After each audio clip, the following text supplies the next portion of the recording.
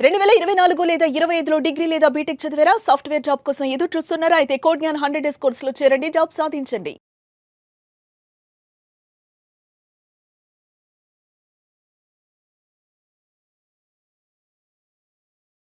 నమస్కారం ఉమా గారు.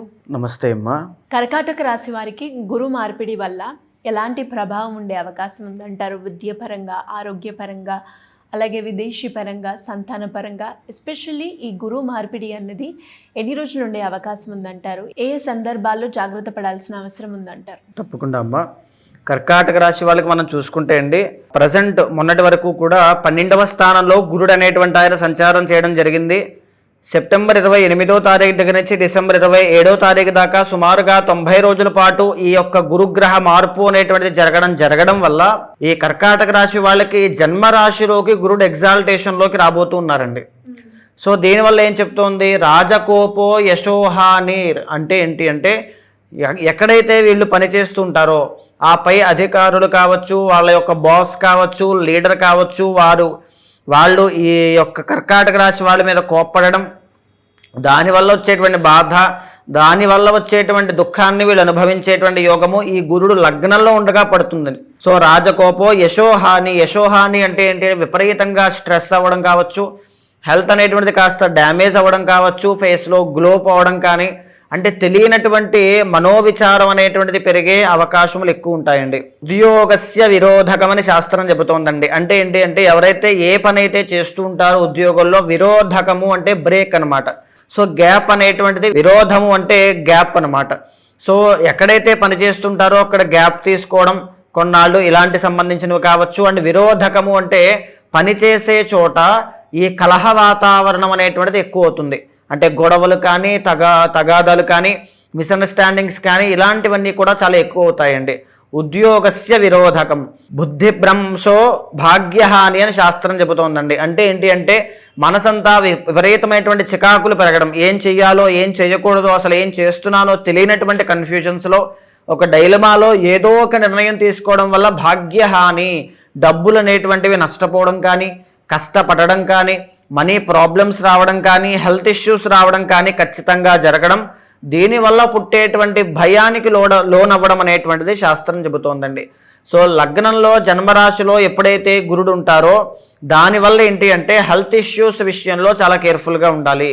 అండ్ ఎవరైతే అప్పుడు కర్కాటక రాశి వాళ్ళు మనం చూస్తే అమ్మా, 8వ స్థానంలో శని, రాహు అనేటువంటి 2 ప్లానెట్స్ ఇప్పుడు రాబోతున్నాయి రాబోయే రోజుల్లో.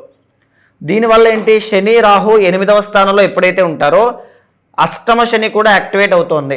దీనివల్ల ఆకస్మిక ప్రయాణాలు, ఆకస్మిక ప్రమాదములు, ఆకస్మిక ఆర్థిక సమస్యలు, ఆకస్మికంగా మనోవిచారములు, ఇలా సడన్లీ ఏదేదో లైఫ్లో జరగడం అనేటువంటిది ఎక్కువగా కనబడే అవకాశములు శని రాహు కాంబినేషన్ 8వ స్థానంలో ఉండడం వల్ల జరుగుతుందండి.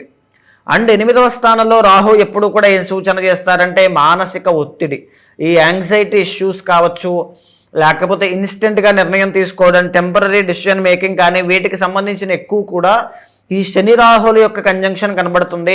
అండ్ గురుబలం తగ్గింది కాబట్టి శుభకార్యాల విషయంలో విపరీతంగా డబ్బులు ఖర్చు పెట్టాల్సిన పరిస్థితి రావడం, లేకపోతే ప్రయాణాలు ఎక్కువగా చేయాల్సినటువంటి పరిస్థితి రావడం, అష్టమంలో శని కాబట్టి స్వల్ప గాయములు అవ్వడం, ప్రమాదములు అనేటువంటివి చిన్నవి ఉండడం, ఇలాంటివన్నీ కూడా ఈ కర్కాటక రాశి వాళ్ళకి గురుడు మారడం అండ్ అష్టమంలో శని రాహుల యొక్క కంజంక్షన్ వల్ల కనబడుతోంది.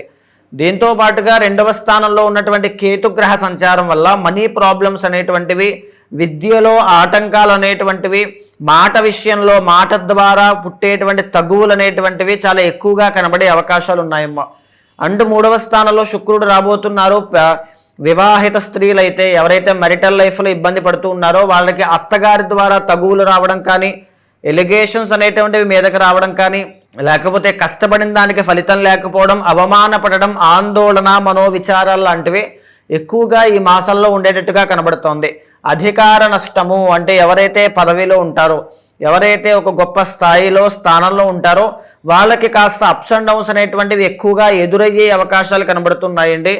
ఆ విషయంలో కూడా వాళ్ళు చాలా కేర్ఫుల్గా ఉండాలి. ఎస్పెషల్లీ కర్కాటక రాశి వాళ్ళకి, విమెన్కి marital లైఫ్లో ప్రాబ్లమ్స్ విషయంలో కాస్త కేర్ఫుల్గా నిర్ణయాలు తీసుకోవాలి.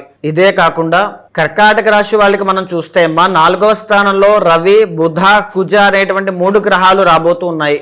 దీనివల్ల ఏంటి అంటే బుధగ్రహ సంచారం తప్ప మిగిలిన 2 గ్రహాలు కూడా అంతగా యోగించడం లేదు.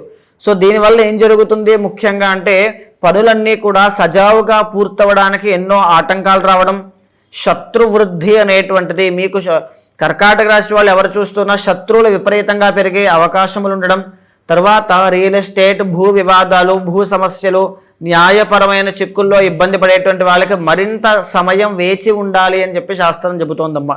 సో ముఖ్యంగా కర్కాటక రాశి వాళ్ళు ఈ సమయంలో చాలా జాగ్రత్తలు తీసుకోవాలి.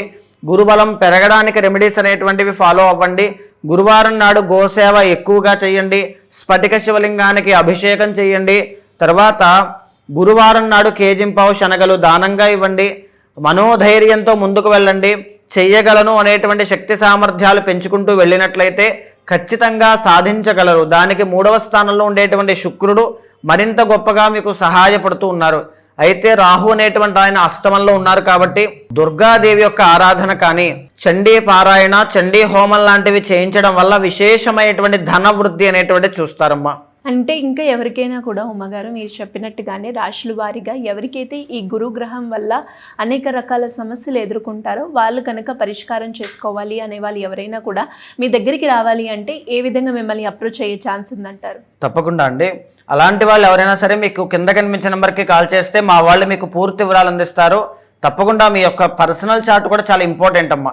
ఎందుకు అని అంటే గురుడు అనేటువంటి ఆయన పర్సనల్ చార్ట్లో బలంగా లేకపోతే ఇక్కడ ఉన్నటువంటి గోచార గురుడు కేవలం 40% మాత్రమే ఎఫెక్ట్ చేస్తూ ఉంటారు. మిగిలిన 60% ఆయన చేతుల్లో ఉంటుంది. కాబట్టి ఆయన యొక్క బలాన్ని గమనించి నిర్ణయాలు తీసుకోవాలి. సరైన నిర్ణయాలు తీసుకుంటేనే జీవితం సరిగ్గా ఉంటుందండి. అందరికీ తెలిసిన విషయమే. సో 100% అలాంటి వాళ్ళు ఎవరైనా ఉంటే మీకు కింద కనిపించిన నెంబర్కి కాల్ చేయండి. మా వాళ్ళు మీకు పూర్తి వివరాలు అందిస్తారు. మీ జాతకాన్ని చూసిన తర్వాత గోచారంతో సమన్వయం చేస్తూ ఏదైనా దోషాలుంటే శాంతి పరిహారములు ఆచరింపజేసి భగవత్ అనుగ్రహం కలిగేలా చేస్తాను. థ్యాంక్ యూ అమ్మగారు. Thank you so much. నమస్తే అమ్మా.